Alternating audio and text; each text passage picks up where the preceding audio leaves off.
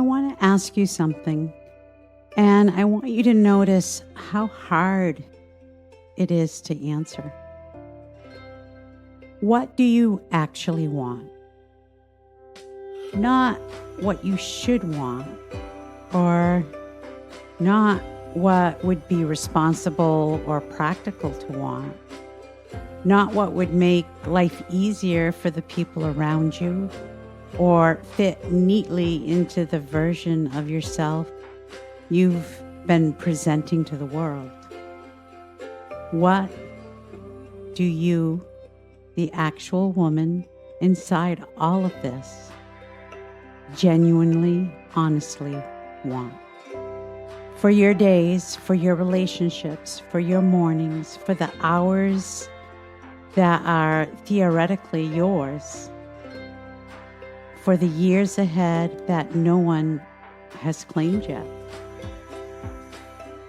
If that question made you go a little blank, if something in you reached for an answer and it came back with someone else's needs instead of your own, you're exactly where I thought you might be. So, this episode is entirely for you. Welcome to The Return.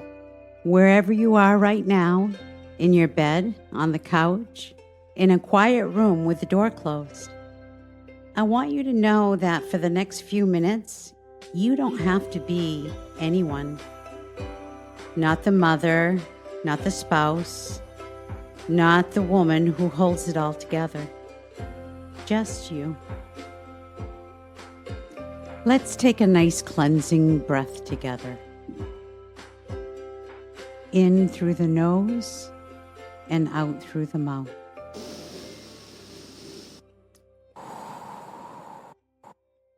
Good.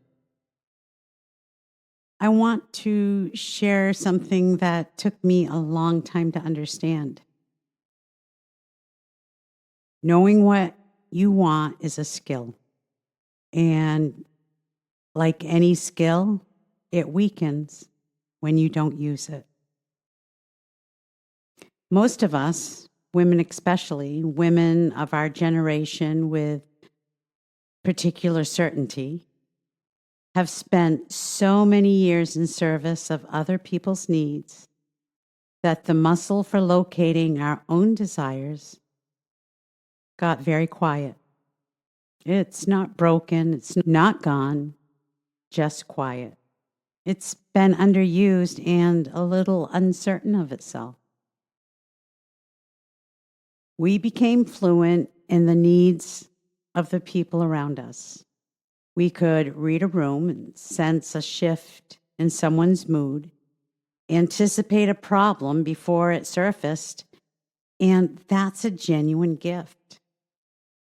It was learned in service of survival in households and relationships that required us to be always attuned to someone or something other than ourselves.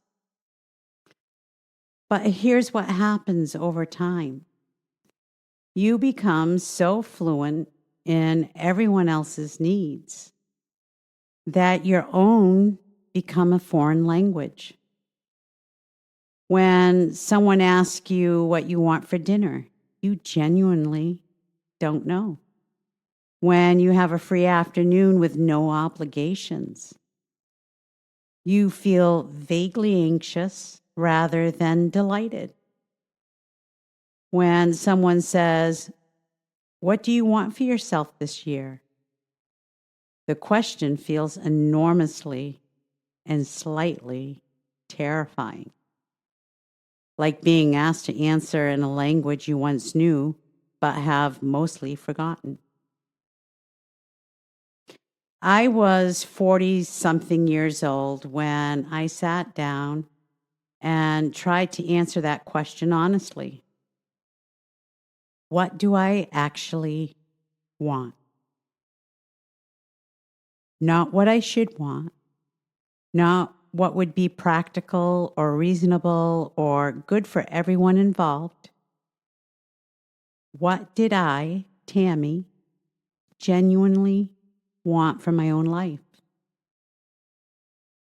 I sat with that question much longer than I expected, and what came up first almost immediately was guilt, which told me everything I needed to know about how long I'd been deferring the question. The guilt said, wanting things for yourself is selfish. The guilt said, other people's needs are more urgent than your desires. The guilt said, who are you to want more than what you already have? And underneath that guilt, when I got quiet enough to hear past it, was something much simpler, much more honest, and much more mine. I wanted to feel at home in my own skin. I wanted mornings that felt like mine before they felt like anyone else's. I wanted friendships where I didn't have to perform. I wanted to create things not for a purpose, not for an audience, just for the pleasure of making something. I wanted to laugh more. I wanted to stop apologizing for taking up space. Now, some of those wants were big, and some of them were small, but all of them were real. And naming them, just allowing them to exist in my consciousness without immediately dismissing them as impractical or selfish or too late, felt like uncovering something I'd buried so long ago I had forgotten it was even there. Here's what I want you to know about desire after 50. It isn't frivolous. It isn't a distraction from the more serious work of healing and becoming. It's the point of the healing. You don't do all this work, all of this honest, difficult, courageous returning to yourself so that you can continue to not know what you want. You do it so that eventually the voice that says, what do I want, becomes clearer than the voice that says, what do they need? Your desires are data about who you are. They are not luxuries. They're the map back to yourself. And the small ones matter as much as the large ones. The want for a particular kind of morning, the want to read a certain kind of book, the want for a conversation that goes somewhere real, the want to spend a Saturday doing something that serves no purpose except that it brings you joy. Those small wants are not trivial. They're the texture of life that belongs to you.